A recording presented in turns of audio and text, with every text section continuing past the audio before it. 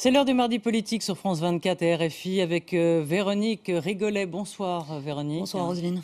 Nous recevons Marine Le Pen. Bonsoir. Bonsoir. Présidente du Front National, députée européenne et candidate à l'élection présidentielle. Donc toutes les enquêtes d'opinion, ou presque, vous promettent une place au second tour. Depuis quelques mois, vous économisez votre parole. On vous voit moins, on vous entend moins, car vous considérez dans le fond que les événements travaillent pour vous. On ne connaît pas encore dans le détail votre programme pour 2017. Sans doute le candidat qui sera désigné par la droite modifiera peut-être sensiblement votre positionnement. En attendant, dans les médias, vous êtes peu interrogé sur votre politique étrangère. À quoi ressemblerait la diplomatie française sous Marine Le Pen? Eh bien, on va le savoir en suivant cette première partie d'émission. Donc, mardi politique, c'est parti jusqu'à 19h. La première question, Véronique Rigolet. On commence bien sûr par la bataille de Mossoul qui a débuté ce week-end. Bonsoir Marine Le Pen. La lutte contre le terrorisme sera l'une de vos priorités si vous devenez présidente en mai prochain. À cet égard, quel regard vous portez sur cette bataille de Mossoul qui vient de commencer contre ce qu'on appelle le dernier carré des djihadistes islamiques, contre Daesh? Est-ce que vous pensez que cette bataille peut être aujourd'hui décisive? Je le souhaite.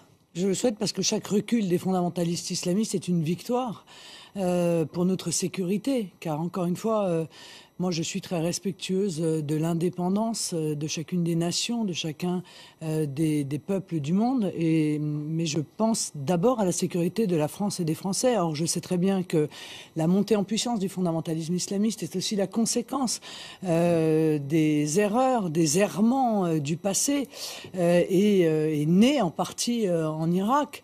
Cette montée du fondamentalisme s'est renforcée par nos erreurs en Libye, par nos erreurs en Syrie, beaucoup d'erreurs qui se ressemblent et qui auraient pu être évitées et dont nous subissons les conséquences évidemment sur notre territoire et dans notre sécurité intérieure. Vous dites des conséquences, mais quand on frappe Daesh sur le terrain, on sait qu'il y a des répercussions. Est-ce que vous craignez justement des attentats suite à ce début de frappe? Non mais pardon, en réalité nous avons encore une fois armé les fondamentalistes islamistes.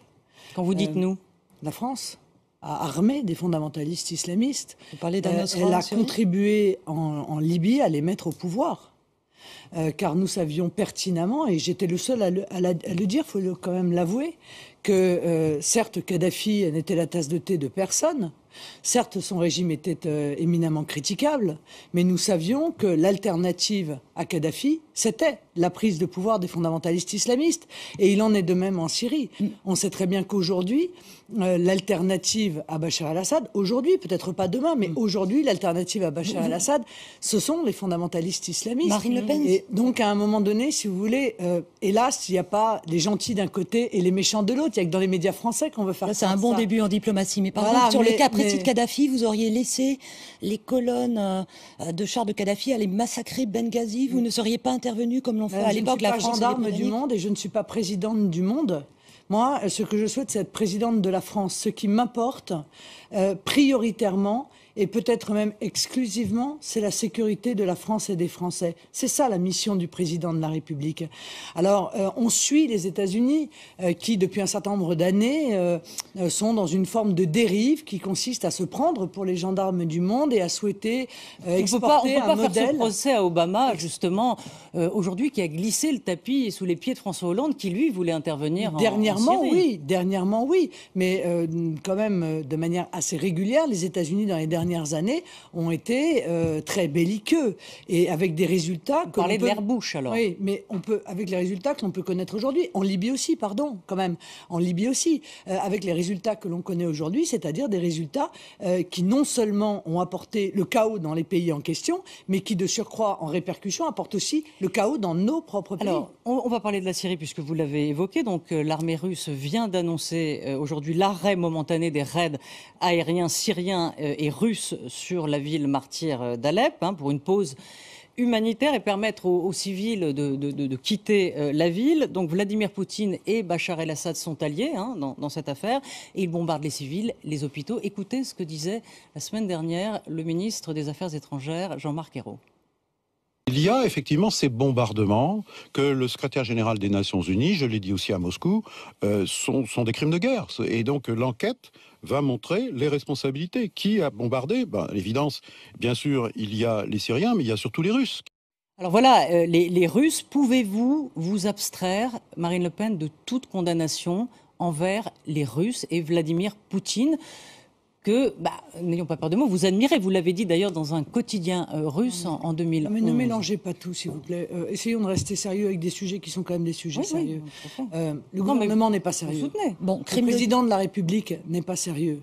Quand le président de la République annonce au micro de M. Barthès, c'est-à-dire d'une émission satirique, qu'il veut traduire le président de la Russie devant le tribunal pénal international, c'est-à-dire en gros déclare la guerre à Vladimir Poutine au micro d'une émission de divertissement, ça n'est pas sérieux. Mais est-ce que vous C'est une diplomatie qui est en...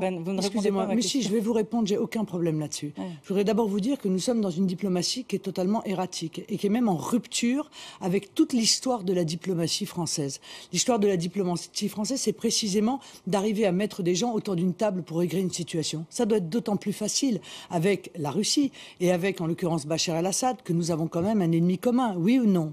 Ou je me trompe, peut-être que je me trompe, peut-être que nous ne sommes pas en guerre contre le fondamentalisme islamiste, mais moi je crois que nous devrions l'être en tout cas, et que donc il serait tellement plus simple de se mettre autour d'une table avec la Russie, avec la Syrie, pour pouvoir discuter, échanger des vues et discuter des moyens de venir à bout de ce fondamentalisme islamiste, car je vous entends parler d'Alep, ville martyre. Mais Alep, vous condamnez ou pas ces bombardements sur les civils? Mais quelle est l'autre solution que celle-là? Bien sûr, je condamne tout bombardement sur des civils. À chaque fois qu'un civil meurt, c'est un drame. C'est un drame, pardon, c'est un drame en Syrie, c'est aussi un drame en Yémen lorsqu'il meurt sous les bombes qui sont des bombes saoudiennes. C'est un drame aussi quand ce sont des Irakiens qui meurent sous des bombes américaines. C'est toujours un drame. Et il faut tout faire pour éviter cette situation. Marine Le Pen, c'est un drame ou ce sont des crimes de guerre en Syrie actuellement? Alep, ville martyre. Voilà. Oui, mais j'ai envie de dire, pour une double raison.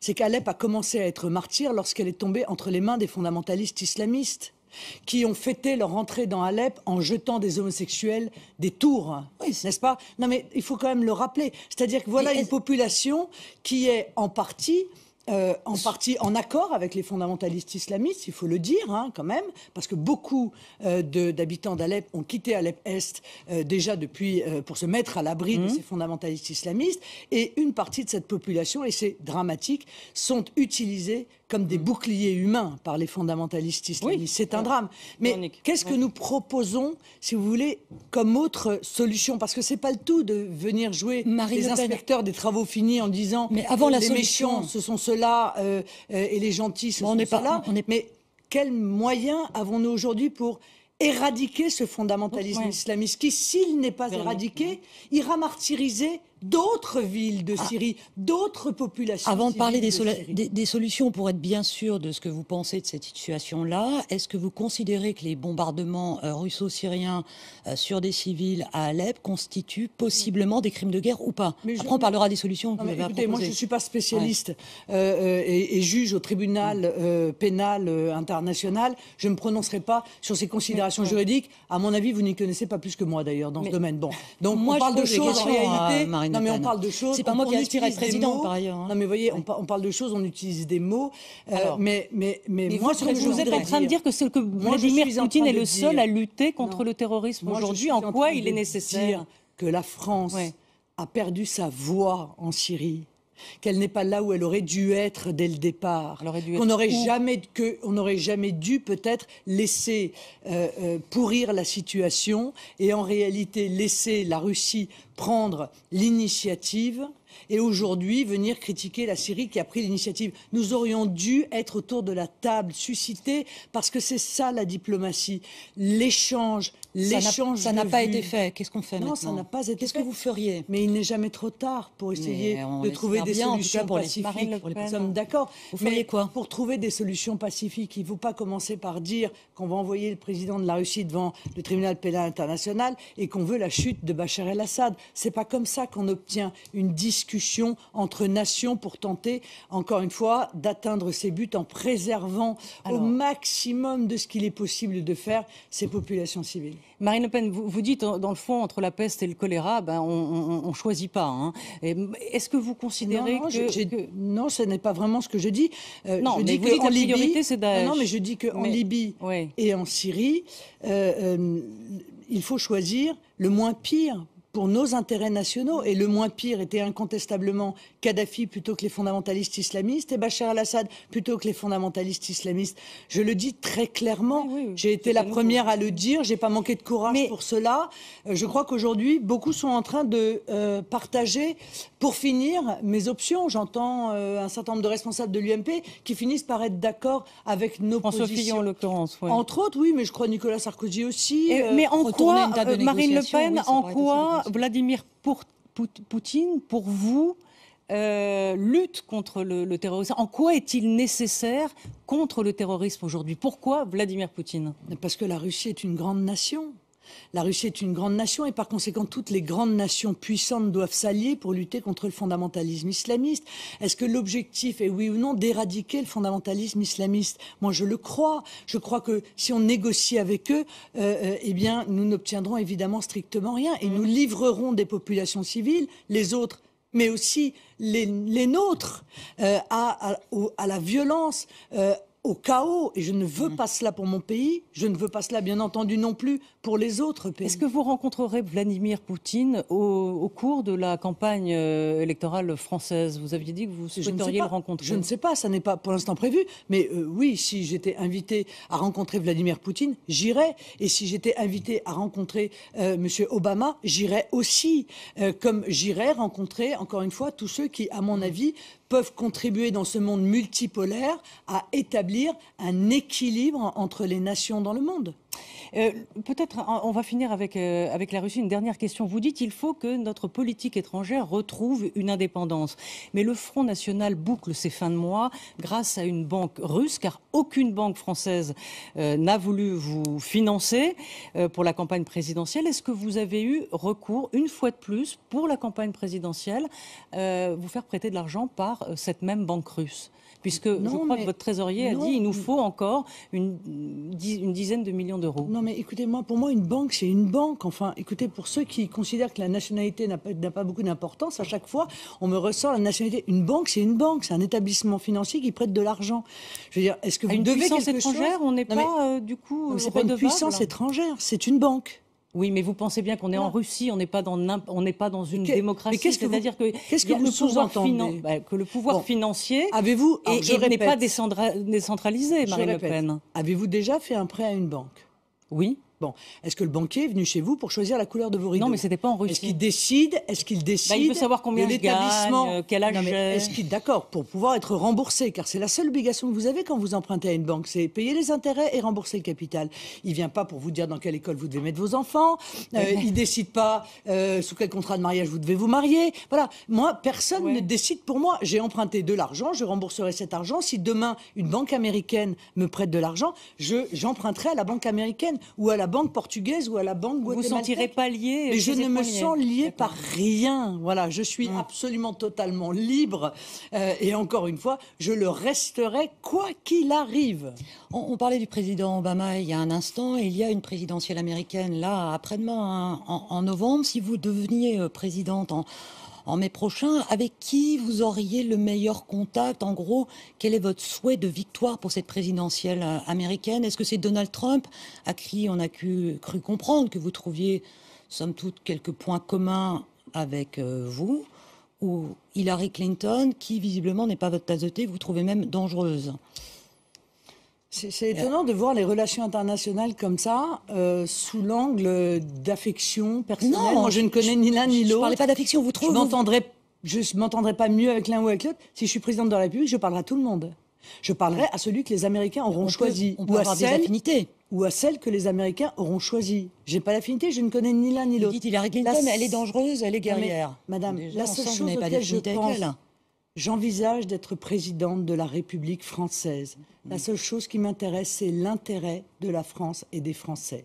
Et je dis, la politique que défend Hillary Clinton est une politique qui entre directement en compétition avec les intérêts de la France. Cette politique qui est en même temps une politique économique qui vise à alourdir la puissance et le pouvoir des institutions financières américaines, qui souhaite continuer cette dérive de l'extraterritorialité du droit américain qui fait tant de mal à nos grandes entreprises et qui terrorise nos grandes entreprises comme par exemple la BNP, qui veut imposer le TAFTA et en même temps qui a une vision très belliqueuse, c'est-à-dire une vision qui envisage d'aggraver les tensions avec toute une série de nations, et notamment, je vous le dis, avec la Russie. Ça m'inquiète d'autant plus que, figurez-vous que géographiquement, on est entre les deux. Il y a quand même de quoi s'inquiéter d'une aggravation des tensions entre ces deux grandes nations. Donald Trump serait moins dangereux qu'une Hillary Clinton présidente des États-Unis, à votre sens. Pour les intérêts français, à nouveau, j'ai bien compris. Voilà, pour les intérêts français, je pense que les engagements qui sont ceux de Donald Trump et qui consistent à se reconcentrer sur les États-Unis, à souhaiter mettre fin à cette ingérence systématique des États-Unis dans des nations étrangères, m'apparaît plus correspondre à la défense des intérêts de la nation française. Et il est également contre le TAFTA. Bon, voilà. Donc ces éléments-là, qui sont des éléments d'immédiateté, d'actualité, vont, à mon avis, plus dans le sens des intérêts français. Vous proposez de sortir de l'OTAN. Première question, ça va servir à quoi? Et d'ailleurs, est-ce que c'est conciliable avec les valeurs occidentales? Non, mais la vraie question, c'est à quoi sert l'OTAN? Ça a servi dans un temps... où il y avait l'URSS. Bon, il n'y a plus d'URSS. Enfin, je veux dire, on peut quand même regarder le monde tel qu'il est et pas tel qu'on aimerait qu'il soit, mais il n'y a plus d'URSS. Il est d'ailleurs assez frappant de voir qu'aujourd'hui, on traite la Russie avec plus d'hostilité qu'on ne traitait l'URSS à l'époque. Moi, ça reste pour moi tout de même une interrogation. Il n'y a plus d'URSS, donc contre qui... Il n'y a plus de guerre froide, mais bon... Oui, d'accord, mais contre qui cette organisation... Ça servira à quoi d'en sortir? C'est ça, le problème, c'est comprendre. Le problème, si vous voulez, c'est qu'en réalité, notre présence dans l'OTAN fait que nous sommes soumis à la politique internationale américaine. Ce sont les Américains qui décident des guerres que nous devons faire. Et d'ailleurs, tant Nicolas Sarkozy que François Hollande ont suivi ces exigences américaines. Donc vous ne feriez pas les... Moi, je voudrais revenir en matière de politique internationale à ce qui a fait la spécificité de la France sous l'égide, il faut bien le dire, du général de Gaulle, qui lui non plus n'était pas tellement un fervent admirateur de l'OTAN et qui pourtant partageait, je crois, les valeurs occidentales. Qui était sorti du commandement intégré de l'OTAN, dans lequel nous sommes revenus. Vous ne sortez pas du Conseil de sécurité de l'ONU. Qui pourtant partageait les valeurs occidentales, on peut le dire. Bon, vous ne sortez pas du Conseil de sécurité de l'ONU. Mais nous allons rediscuter l'ensemble de nos présences pour préserver notre indépendance. Moi, je considère tout à fait normal de participer dans le concert des nations à des organismes internationaux, où l'on entend les nations, où on respecte, pas de problème, où on respecte les nations. Conseil de sécurité, parce que on y quelle reste est ma vision? Quelle est ma vision? Oui. Indépendance, politique de paix, de puissance militaire, car je crois que la France doit être une puissance militaire pour pouvoir avoir une vision stratégique et non-ingérence. Voilà quels sont les trois grands principes que je veux mettre en œuvre en matière d'indépendance. Clairement, ça veut dire que vous ressortez du commandement intégré de l'OTAN si vous êtes élu présidente. Donc on revient à la situation hantée Nicolas Sarkozy. Oui. Voilà une réponse assez claire. Peut-être un mot sur... il nous reste une minute. Un mot de l'Europe, peut-être. Vous vouliez évoquer, Véronique. Il nous reste très peu de temps. Donc, question courte, réponse courte. Oui, bon, on va faire le grand défi, ça sera sortir la France de l'Union européenne. Si on a bien compris, on imagine que votre premier voyage sera plus pour Bruxelles que pour Berlin, comme le font traditionnellement les présidents français. Non, le grand défi, c'est d'organiser la négociation qui va permettre à la France de récupérer pour le peuple français, parce que c'est sa propriété, sa souveraineté. Voilà. Et moi, je crois que cette négociation peut aboutir. Cette négociation sera sanctionnée par un référendum. Si elle aboutit, on pourra rester dans cette nouvelle structure. Si elle n'aboutit pas, eh bien, je proposerai aux Français d'en sortir. C'est la fin de cette première partie de Mardi Politique. On retrouve Marine Le Pen juste après le Flash Info et nous reviendrons sur cette question européenne. Sur le plateau de Mardi Politique sur France 24 et RFI, toujours avec notre invitée Marine Le Pen, présidente du Front National et députée. On va parler de politique française, du démantèlement de Calais, mais on voudrait juste poursuivre, puisque c'était la fin de cette première partie. Nous n'avons pas eu votre réponse sur le référendum que vous comptez organiser. Véronique voudrait une précision. Avant le référendum, vous avez eu ma réponse. Avant le référendum, va vous poser. Avant le référendum, vous partez donc à Bruxelles pour tenter de convaincre vos pairs européens d'accorder à la France un certain nombre de souverainetés dans différents domaines. Si l'Europe s'y refuse, on le sait maintenant, il n'est pas si aisé de sortir de l'Europe. Vous rentrez donc à Paris et là vous proposez un référendum aux Français. D'où ma question, si les Français, qui selon les sondages en tout cas, les derniers sondages maintiennent leur volonté d'appartenir à l'Union européenne, qu'est-ce que vous faites ?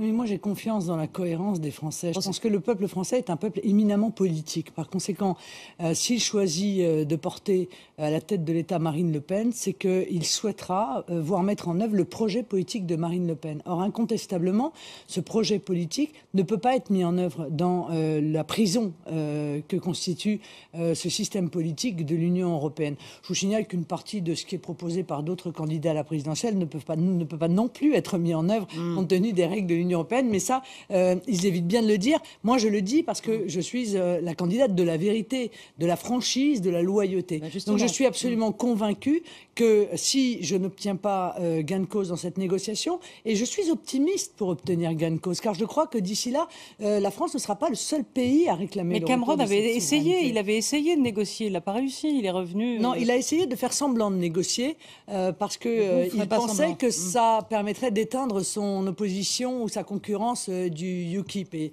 en réalité, le peuple britannique est allé au-delà de ce que souhaitait Cameron. Mais moi, j'aimerais quand même faire comprendre que, encore une fois, retrouver cette indépendance de la France, c'est autoriser la maîtrise de l'immigration, l'arrêt du regroupement familial, c'est permettre l'interdiction des OGM, c'est économiser la contribution de 9 milliards qu'on verse à fonds perdus par an à l'Union européenne, c'est éviter la libéralisation des services publics. C'est beaucoup de choses positives qui vont découler précisément du retour de notre indépendance. Ma dernière question sur l'Europe. On parlait de David Cameron il y a un instant. Il a perdu son référendum, il a démissionné. Vous démissionnerez si, par malheur pour vous, en tout cas, les Français devaient dire non lors de ce référendum pour la sortie de la France de l'Union européenne. Je parlerai aux Français en leur disant mais que vous m'avez élu pour mettre en place un projet et je ne peux pas mettre en place mon projet parce que tout ce que je veux faire en matière économique est interdit par l'Union européenne, le patriotisme économique, la priorité donnée aux entreprises françaises, et tout ce que je souhaite faire en matière d'immigration sera interdit par l'Union européenne, notamment l'arrêté. Vous faites quoi alors ? Bon, par conséquent, dans ces cas-là, ils peuvent évidemment choisir, je leur dis à l'avance d'ailleurs, n'importe quel autre candidat du système qui se soumettra ou qui est soumis à l'Union européenne et qui appliquera la feuille de route de Bruxelles. On se pose même la question de savoir si... Vous partez ou vous partez pas on peut même se poser la question de savoir si un président de la République serait utile. Parce qu'en réalité, le président de la République aujourd'hui ne fait que transcrire les exigences de Bruxelles dans la loi française. C'est le cas de la loi El Khomri. Ils l'ont admis d'ailleurs depuis. C'est le cas de la loi El Khomri. Donc, moi, je veux être une présidente de la République de plein exercice. Bon, vous ne répondez pas vraiment. Véronique, on va. Non, mais vous démissionnerez ou pas alors ? Je verrai, mais je pourrais le faire, oui. Si j'ai pas les moyens, si encore une fois, je ne peux pas respecter mon programme, si je ne peux pas respecter mes promesses, les Français me mettraient alors, en réalité, dans une situation intenable. Vous resteriez 3 mois présidente de la République ? Non, pas 3 mois, 6 mois. Parce que... Le temps d'organiser le référendum.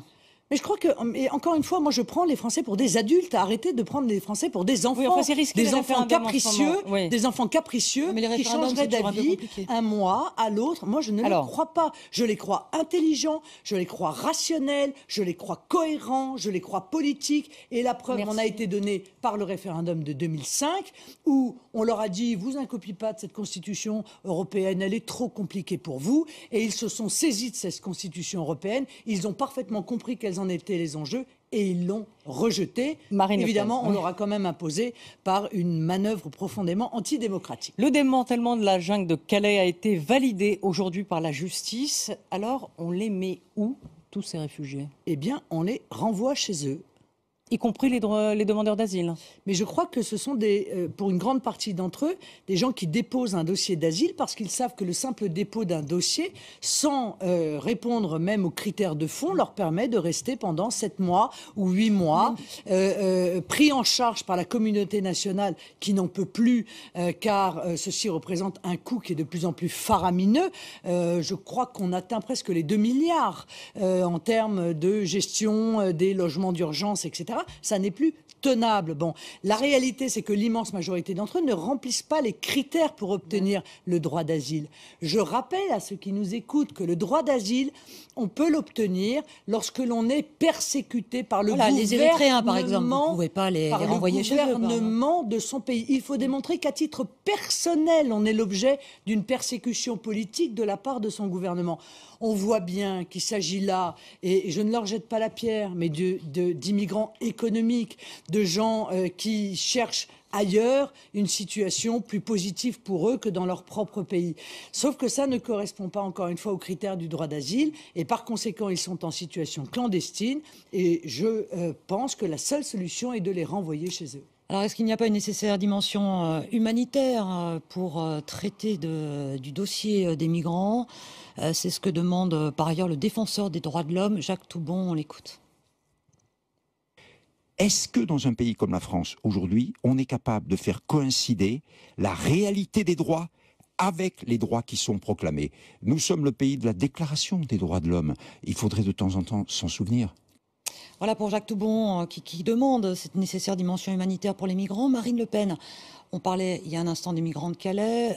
Pour le reste de l'immigration, la France s'est engagée à accueillir 30 000 migrants, alors que l'Allemagne va en accueillir 1 million. Est-ce que la France ne peut pas intégrer 30 000 migrants aujourd'hui sur son sol? Oui, 30 000, ça c'est ce qu'on nous dit. Plus 200 000 légaux, plus à peu près l'équivalent 200 000 illégaux par an, ce qui fait évidemment des chiffres qui sont tout à fait spectaculaires. Alors, la dimension humanitaire, oui, bien sûr, moi je partage cet avis de M. Toubon, mais dans les pays d'origine, avec des organisations internationales dont c'est le travail, avec un financement de la part des nations pour que des campements humanitaires puissent être mis en place et puissent préserver des populations civiles, notamment dans les pays en guerre. Mais pas chez nous, car nous n'en avons plus les moyens. Marine Le Pen, le maire de Béziers, Robert Ménard, soutenu par le Front National, a placardé dans les rues de la ville cette affiche avec en photo des migrants. L'État nous les impose, ça y est, ils arrivent. Est-ce que vous validez cette affiche aujourd'hui ? Non, mais je ne sais pas à valider ou pas à valider. Monsieur Ménard n'est pas un maire Front National. Non, mais il a été élu. Il a été élu en étant soutenu par le Front National, par le parti d'ailleurs aussi de Monsieur Dupont-Aignan. Voilà, il est un maire indépendant et libre. Quand vous voyez cette affiche, vous vous dites mais quoi, honnêtement, moi j'ai toujours considéré que tout ce qui pouvait laisser penser que l'on pourrait reprocher à titre individuel aux immigrés de venir est malvenu. Pour une raison très simple, c'est qu'en fait la responsabilité de leur venue, c'est la responsabilité des dirigeants politiques de la France. Voilà. Et donc c'est aux dirigeants politiques de la France qu'il faut demander des comptes, c'est à eux qu'il faut reprocher cette politique et pas à ces gens à titre personnel qui viennent encore une fois parce qu'ils pensent trouver, et ils se trompent d'ailleurs, ils pensent trouver en France une forme d'Eldorado et ils se retrouvent dans la jungle. Notre question c'est... Bon, on va passer parce qu'il nous reste des questions à vous poser, notamment sur votre positionnement politique. Alors dans les villes, on voit... des manifestations anti-migrants sont organisées par les édiles locales du Front National. Pourtant, vous, depuis quelques mois, dans les médias, vous jouez, vous, personnellement, la carte de la modération. En septembre, sur le plateau de TF1, vous déclarez ceci: l'islam est compatible avec la République. Alors, on ne comprend pas trop la stratégie. Je ne comprends pas trop votre question. Non, vous allez voir, elle va arriver. Vous utilisez l'opposition à l'installation des migrants dans les campagnes françaises, dans tous les petits villages, sans demander l'avis de la population, sans demander l'avis des maires. Vous ne me laissez pas finir ma question. Et l'islam. La question est, le Front National utilise la peur de l'islam et de l'autre côté, vous tentez de diaboliser l'islam. Est-ce que là, c'est vrai qu'on est perdu, dans le fond, dans votre positionnement. Après votre question, même moi je suis perdu. Non. J'arrive pas à comprendre. Écoutez, Mais les si, choses sont le très fait- claires. Non, vous savez très Les bien. choses sont très Vous savez claires. très bien, ne faites pas l'idiote. Je vous savez suis très bien. radicalement opposé à cette immigration massive. Je veux qu'elle s'arrête. Il y a 7 millions de chômeurs, il y a 9 millions de pauvres en France. Stop. Stop. Je pense que les migrants clandestins doivent être renvoyés chez eux, que l'État n'a pas le droit de les imposer dans les villages et de les dispatcher pour tenter de cacher leur présence. Parallèlement à cela, je pense que l'immigration massive a été le terreau du communautarisme, que le communautarisme est le terreau du fondamentalisme islamiste. Oui, C'est alors là, contre c'est moi qui lui, comprends plus rien, là. c'est contre lui que je me bats. Je ne me bats pas contre une religion. Je suis laïque, profondément laïque. Je pense que la religion est affaire privée et personnelle, mais le fondamentalisme islamiste est une idéologie totalitaire qui vise à imposer des lois religieuses à la place des lois de la République française. Et donc, en ce sens, le fondamentalisme islamiste est un ennemi. Ma Voilà, c'est très ma clair. question était, votre discours est un peu plus modéré, vous vous recentrez à l'approche de la Je me présidentielle, ressens par rapport à et quel le Front propos National continue à votre place à faire des manifestations anti-migrants, anti-islam, etc. Est-ce que là, ce n'est pas Mais un écoutez, positionnement de votre mais pardon, image? Le Front National n'a jamais fait de manifestation anti-islam. Il faut quand même arrêter de tout mélanger. Le Front National fait des manifestations pour faire entendre la voix du peuple, la voix de ces villageois dont les mairies n'ont plus d'argent pour la vie quotidienne de ces gens et qui se voient imposer des centres d'accueil de migrants avec des jeunes hommes souvent assez nombreux et que les municipalités vont devoir prendre en charge alors même que les populations y sont opposés. Voilà. Moi, mon slogan, c'est « Au nom du peuple ». Je pense que le peuple a raison, qu'il faut l'écouter, qu'il faut l'entendre et qu'il ne faut rien faire sans lui ou contre lui. Or, aujourd'hui, la politique d'immigration menée en France est menée contre le peuple français, contre sa volonté, et donc nous faisons entendre la voix de ce peuple qui ne veut pas de cette immigration. Vous pensez et de qu'il y a un cette rejet installation. massif des Français contre les migrants? Ah oui, je crois Vous que l'avez c'est... vu, Oui, je crois... Il y a un certain nombre de la population qui est contre. Mais un Il y a un certain rejet nombre- massif, ça Je sera crois qu'il y a un diminué. rejet majoritaire. Et je vais vous dire une chose, le meilleur moyen de le savoir, c'est de faire un référendum. Allez, faisons-le. Voilà, mais alors Allez, après, vous... mais oui, faisons-le, ce référendum. Posons la question. Alors, ce serait quoi la française. question? Pour ou contre les migrants? Pour ou contre les envahisseurs, selon la terminologie Ménard, ou bien? Je ne crois pas qu'il ait utilisé ce mot, mais Mais je si, vous laisse si. en discuter Les avec lui. réfugiés sont des envahisseurs. mais- Vous n'avez mais pas la condamné vraie la fille tout à question, l'heure. êtes-vous pour ou contre la continuation de l'accueil d'immigration en France? Je peux vous dire que la réponse sera non, nous ne sommes pas d'accord. Car les Français, depuis très longtemps, ne sont pas d'accord. Et les dirigeants savent que les Français ne sont pas d'accord. Et c'est peut-être la raison pour laquelle ils ne leur posent pas la question, parce que la réponse leur déplairait. Eh bien, moi, je crois que ça, c'est une démarche profondément antidémocratique. Alors, vous dites vouloir utiliser la loi de 2004 sur le voile à l'école pour interdire les signes ostentatoires dans la rue, y compris la kippa et la croix. Mais non, question. quelle croix? La croix Et c'est catholique. ostentatoire. Les signes religieux ostentatoires. Ouais. Non, mais Oui, Mais la à, croix à n'est pas partir une... à partir de quand ça devient ostentatoire? Par Mais exemple, la écoutez, grosseur demandez- de la croix, la taille de la kippa. On va demander à la loi de 2004 Mais vous, qui a appliqué cela, Alors, madame. c'est quoi selon vous? Donc, C'est quoi, elle a appliqué cela sans trop de difficulté. Alors, je crois. dites-nous Voilà. ce que vous entendez par signe ostentatoire. dans Les ça. signes- mais c'est exactement ce que la loi de 2004 a décidé. Enfin, écoutez, c'est appliqué dans les Oui, écoles mais tous ça- les jours, les écoles dans lesquelles nous avons nos enfants, et les unes et les autres. Voilà. Mais ça Ces interdit pas- écoles-là, elles appliquent une loi Sur le qui est voile. une loi extrêmement claire. Ouais. Non, qui est une loi sur les signes ostentatoires religieux. Et les signes ostentatoires religieux sont interdits à l'école. Eh bien, moi, je Vous croyez que c'est propose respecté aujourd'hui? Vous croyez que d'élargir- personne ne va à l'école avec une croix, J'espère. mettons, Mais la autour du cou? croix n'est pas considérée comme un signe ostentatoire. et une kippa, c'est Voilà. ostentatoire ou- Oui, c'est considéré par la loi de 2004 comme un signe je vous entends. ostentatoire, comme le voile est considéré comme un signe ostentatoire religieux. Donc, vous voulez Voilà. interdire quoi, Donc, je donc demande juste que l'élargissement, de mettre à en la place sortie. l'élargissement de cette loi, qui s'appliquera donc plus seulement à l'école, mais aussi dans l'espace public, et pourra d'ailleurs au passage préserver Mais vous aussi croyez que le Conseil des constitutionnel entreprises va qui valider? sont... Ouais. Écoutez, je le souhaite si c'est la volonté du peuple. Ça risque d'être une mesure, comme souvent il emploie ce terme, disproportionnée, parce que face au droit, chacun a le droit d'exprimer ses convictions. Sauf à l'école, manifestement. Sommes-nous une république laïque, oui ou non? À l'école, mais dans la rue, c'est un espace. Sommes-nous une république public. laïque, oui ou non? C'est inscrit dans la Constitution.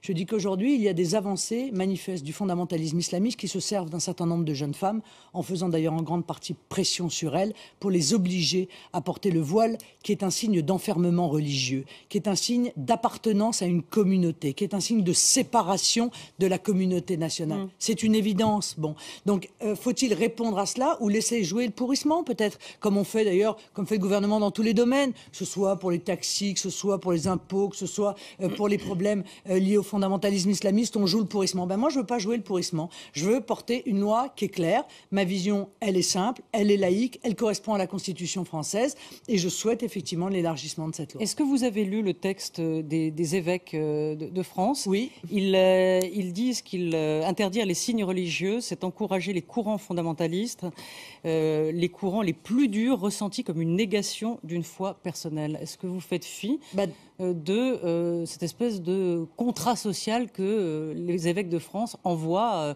aux politiques? Oui, mais je crois que ces évêques, qui ne sont pas tous les évêques, ne doivent pas prendre de position politique. Comment ça, c'est pas tous les évêques? Voilà. Non, enfin, je pense que j'ai une partie, je suppose, d'après ce que j'ai vu, pas compter, ne doivent pas prendre de position politique. Parce que la laïcité, c'est cela, c'est la séparation. Donc ils n'ont pas le droit entre... de parler Enfin, non, mais je pense qu'ils n'ont pas à faire de politique. Oui, je le crois. Voilà, je le pense. Ils font pas de politique. Non, mais écoutez, vous me demandez. Contrat social. Vous me demandez mon avis. Bon, alors d'abord, je crois qu'ils ne doivent pas faire de politique. Premièrement, et si on conçoit que la France a été modelée quand même par son héritage chrétien, je ne comprends pas qu'un certain nombre de membres du clergé ne défendent pas cet héritage chrétien et en réalité, au motif d'une prétendue solidarité des religions, eh bien, facilite le travail des fondamentalistes islamistes. Voilà, moi je pense que c'est ce type de comportement qui facilite le développement du fondamentalisme islamiste. Vous voyez, donc nous avons des opinions en quelque sorte inverses. Oui. Véronique.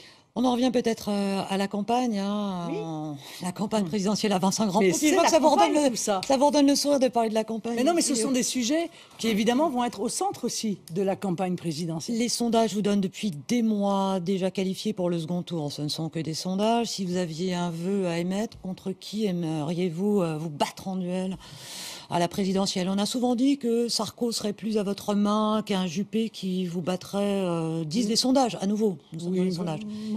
Est-ce que je vous m'intéresse avez assez peu aux sondages. Ces gens-là ont choisi de passer par la primaire, et bien que la primaire se déroule, moi je suis totalement opposé à ce système des primaires. Je le trouve profondément contraire à l'esprit de la 5e. Je crois qu'en cela, je partage l'avis d'ailleurs du général de Gaulle, qui s'était exprimé sur ce sujet. Les électeurs de droite choisiront leur candidat, les électeurs de gauche choisiront leur candidat. De toute façon, ils défendront la même chose. Donc pour moi, ça ne fait absolument aucune réelle différence. La seule certitude, c'est que vous êtes au second tour. Non, mais il n'y a pas de certitude en matière électorale. Moi, je suis extrêmement modeste par rapport à ce genre de sondage. Il n'y a pas de certitude, mais je crois honnêtement que cette présidentielle va porter sur des sujets tellement fondamentaux qu'effectivement, on va se retrouver avec une candidate qui défend la nation, qui défend des frontières, qui défend l'identité, qui défend l'indépendance, la souveraineté nationale, et de l'autre côté, des gens qui sont déjà dans une vision post-nationale, c'est-à-dire qui souhaitent la disparition des frontières, la gestion de la France par une instance supranationale, etc. Ce sont deux visions effectivement radicalement différentes, et en ça, c'est très intéressant. Lors des derniers scrutins, les deux derniers scrutins, on a vu que les Français avaient corrigé leur vote entre les deux tours. Est-ce que vous pensez pouvoir arriver et crever ce fameux plafond des 50%, sachant qu'aux dernières élections, eh bien, vous n'aviez pas franchi le seuil? Est-ce que ça ne vous ramène pas, dans le fond, à un vote protestataire? Il nous reste quelques secondes. Non, mais je pense qu'on ne peut absolument pas comparer une élection régionale et une élection présidentielle, précisément parce qu'une élection présidentielle est une élection qui porte sur des grands choix de civilisation et qui vont déterminer le visage de notre pays dans les années à venir. Moi, je crois que les Français sont capables de s'enthousiasmer pour un grand projet, et c'est exactement ce grand projet que je leur propose. Merci beaucoup Marine Le Pen d'avoir accepté notre invitation. Merci Véronique Rigolet, et merci à Audrey Yattoni et Pauline Hellman pour avoir préparé cette émission, et à toute l'équipe technique. Merci, à très vite. C'est l'heure du mardi politique sur France 24 et RFI avec Véronique Rigolet. Bonsoir Véronique. Bonsoir Roselyne. Nous recevons Marine Le Pen. Bonsoir. Bonsoir. Présidente du Front National, députée européenne et candidate à l'élection présidentielle. Donc toutes les enquêtes d'opinion, ou presque, vous promettent une place au second tour. Depuis quelques mois, vous économisez votre parole. On vous voit moins, on vous entend moins, car vous considérez dans le fond que les événements travaillent pour vous. On ne connaît pas encore dans le détail votre programme pour 2017. Sans doute le candidat qui sera désigné par la droite modifiera peut-être sensiblement votre positionnement.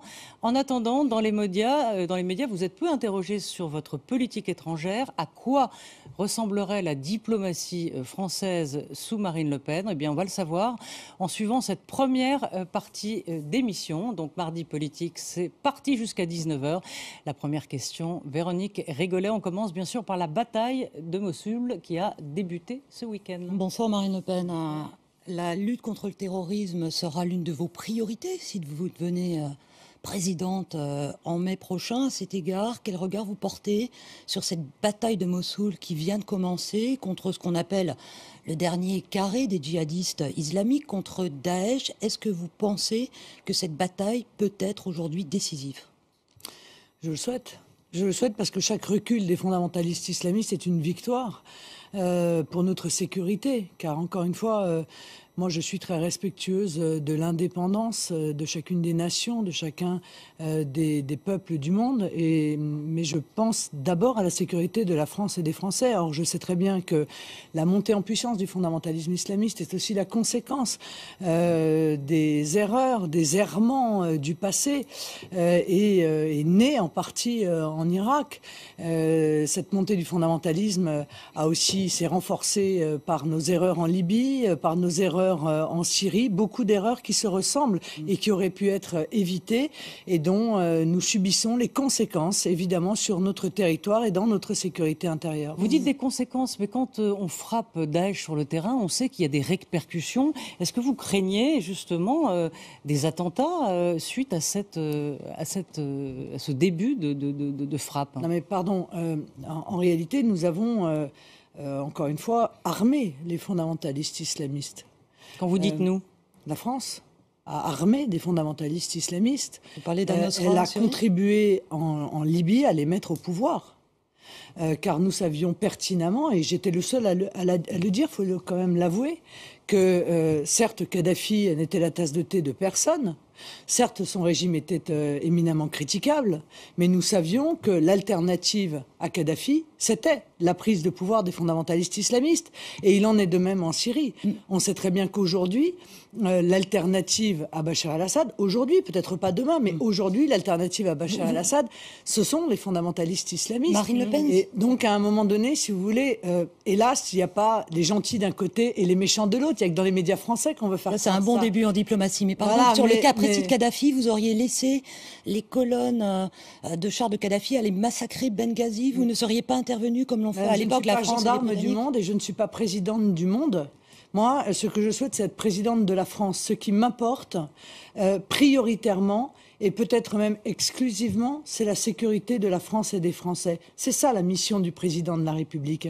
Alors, on suit les États-Unis qui, depuis un certain nombre d'années, sont dans une forme de dérive qui consiste à se prendre pour les gendarmes du monde et à souhaiter exporter un modèle. On ne peut pas faire ce procès à Obama, justement, aujourd'hui, qui a glissé le tapis sous les pieds de François Hollande, qui, lui, voulait intervenir Dernièrement, en Syrie. Dernièrement, oui. Mais quand même, de manière assez régulière, les États-Unis, dans les dernières années, ont été très belliqueux et avec des résultats. Vous parlez de l'air bouche, alors. Oui, mais avec les résultats que l'on peut connaître aujourd'hui, en Libye aussi, pardon, quand même, en Libye aussi, avec les résultats que l'on connaît aujourd'hui, c'est-à-dire des résultats qui non seulement ont apporté le chaos dans les pays en question, mais qui de surcroît, en répercussion, apportent aussi le chaos dans nos propres pays. Alors, on va parler de la Syrie puisque vous l'avez évoqué. Donc, l'armée russe vient d'annoncer aujourd'hui l'arrêt momentané des raids aériens syriens et russes sur la ville martyre d'Alep pour une pause humanitaire et permettre aux civils de quitter la ville. Donc Vladimir Poutine et Bachar el-Assad sont alliés dans cette affaire et ils bombardent les civils, les hôpitaux. Écoutez ce que disait la semaine dernière le ministre des Affaires étrangères, Jean-Marc Ayrault. Il y a effectivement ces bombardements que le secrétaire général des Nations Unies, je l'ai dit aussi à Moscou, sont des crimes de guerre. Et donc l'enquête va montrer les responsabilités. Qui a bombardé? À l'évidence, bien sûr, il y a les Syriens, mais il y a surtout les Russes. Alors voilà, les Russes, pouvez-vous vous abstraire, Marine Le Pen, de toute condamnation envers les Russes et Vladimir Poutine que, n'ayons pas peur de mots, vous admirez. Vous l'avez dit d'ailleurs dans un quotidien russe en 2011. Mais ne mélangez pas tout, s'il vous plaît. Essayons de rester sérieux avec des sujets qui sont quand même des sujets sérieux. Le gouvernement n'est pas sérieux. Vous soutenez. Le président de la République n'est pas sérieux. Quand le président de la République annonce au micro de M. Barthès, c'est-à-dire d'une émission satirique, qu'il veut traduire le président de la Russie devant le tribunal pénal international, c'est-à-dire en gros déclare la guerre à Vladimir Poutine au micro d'une émission de divertissement, ça n'est pas sérieux. Mais est-ce que vous C'est une diplomatie qui est en... Excusez-moi, mais si, je vais vous répondre, j'ai aucun problème là-dessus. Ouais. Je voudrais d'abord vous dire que nous sommes dans une diplomatie qui est totalement erratique et qui est même en rupture avec toute l'histoire de la diplomatie française. L'histoire de la diplomatie française, c'est précisément d'arriver à mettre des gens autour d'une table pour régler une situation. Ça doit être d'autant plus facile avec la Russie et avec, en l'occurrence, Bachar el-Assad, que nous avons quand même un ennemi commun, oui ou non? Ou je me trompe, peut-être que je me trompe, peut-être que nous ne sommes pas en guerre contre le fondamentalisme islamiste, mais moi je crois que nous devrions l'être en tout cas, et que donc il serait tellement plus simple de se mettre autour d'une table avec la Russie, avec la Syrie, pour pouvoir discuter, échanger des vues et discuter des moyens de venir à bout de ce fondamentalisme islamiste, car je vous entends parler d'Alep, ville martyre. Mais Alep, vous condamnez ou pas ces bombardements sur les civils? Mais quelle est l'autre solution que celle-là? Bien sûr, je condamne tout bombardement sur des civils. À chaque fois qu'un civil meurt, c'est un drame. C'est un drame, c'est un drame en Syrie, c'est aussi un drame en Yémen lorsqu'il meurt sous les bombes qui sont des bombes saoudiennes. C'est un drame aussi quand ce sont des Irakiens qui meurent sous des bombes américaines. C'est toujours un drame. Et il faut tout faire pour éviter cette situation. Marine Le Pen, c'est un drame ou ce sont des crimes de guerre en Syrie actuellement? Alep, ville martyre. Voilà. Oui, mais j'ai envie de dire, pour une double raison. C'est qu'Alep a commencé à être martyr lorsqu'elle est tombée entre les mains des fondamentalistes islamistes, qui ont fêté leur entrée dans Alep en jetant des homosexuels des tours, n'est-ce pas? Non mais il faut quand même le rappeler. C'est-à-dire que voilà une population qui est en partie en accord avec les fondamentalistes islamistes, il faut le dire quand même, parce que beaucoup d'habitants d'Alep ont quitté Alep-Est déjà depuis pour se mettre à l'abri de ces fondamentalistes islamistes, et une partie de cette population, et c'est dramatique, sont utilisés comme des boucliers humains par les fondamentalistes islamistes. C'est un drame. Mais qu'est-ce que nous proposons, si vous voulez, comme autre solution? Parce que c'est pas le tout de venir jouer les inspecteurs des travaux finis en disant mais avant les méchants, ce sont ceux-là, et les gentils, ce sont ceux-là. Mais quels moyens avons-nous aujourd'hui pour éradiquer ce fondamentalisme islamiste qui, s'il n'est pas éradiqué, ira martyriser d'autres villes de Syrie, d'autres populations. Avant de parler des solutions, pour être bien sûr de ce que vous pensez de cette situation-là, est-ce que vous considérez que les bombardements russo-syriens sur des civils à Alep constituent possiblement des crimes de guerre ou pas? Après, on parlera des solutions que vous avez à proposer. Moi, je ne suis pas spécialiste et juge au tribunal pénal international. Je ne me prononcerai pas sur ces considérations juridiques. À mon avis, vous n'y connaissez pas plus que moi, d'ailleurs, dans ce domaine. Bon. Donc, moi, on parle de choses en réalité... Non, mais on parle de choses. C'est pas moi qui aspire à être président, par ailleurs. Non, mais vous voyez, on parle de choses, on utilise des mots.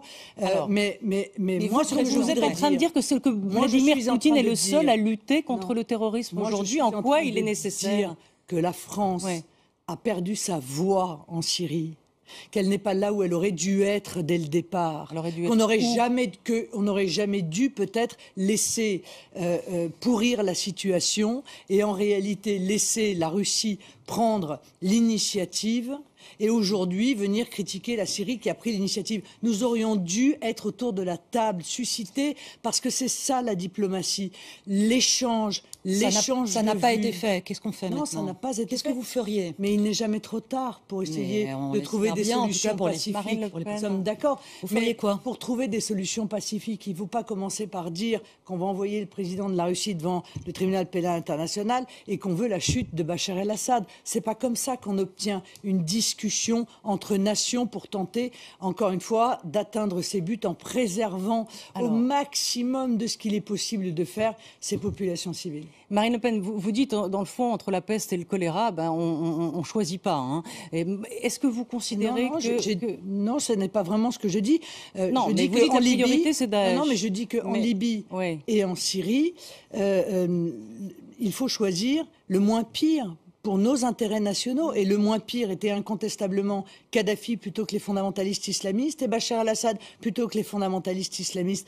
Je le dis très clairement. Oui, j'ai été la première à le dire. J'ai pas manqué de courage pour cela. Je crois qu'aujourd'hui, beaucoup sont en train de partager, pour finir, mes options. J'entends un certain nombre de responsables de l'UMP qui finissent par être d'accord avec nos François positions. Fillon, en l'occurrence. Oui. Entre autres, oui, mais je crois Nicolas Sarkozy aussi. Mais en quoi, Marine Le Pen, oui, en quoi Vladimir Poutine, pour vous, lutte contre le terrorisme? En quoi est-il nécessaire contre le terrorisme aujourd'hui? Pourquoi Vladimir Poutine? Parce que la Russie est une grande nation. La Russie est une grande nation et par conséquent, toutes les grandes nations puissantes doivent s'allier pour lutter contre le fondamentalisme islamiste. Est-ce que l'objectif est, oui ou non, d'éradiquer le fondamentalisme islamiste? Moi, je le crois. Je crois que si on négocie avec eux, eh bien, nous n'obtiendrons évidemment strictement rien et nous livrerons des populations civiles, les autres, mais aussi les nôtres, à la violence, au chaos, et je ne veux pas cela pour mon pays, je ne veux pas cela bien entendu non plus pour les autres pays. Est-ce que vous rencontrerez Vladimir Poutine au cours de la campagne électorale française? Vous aviez dit que vous souhaiteriez le rencontrer. Je ne sais pas, ça n'est pas pour l'instant prévu, mais oui, si j'étais invité à rencontrer Vladimir Poutine, j'irais, et si j'étais invité à rencontrer M. Obama, j'irais.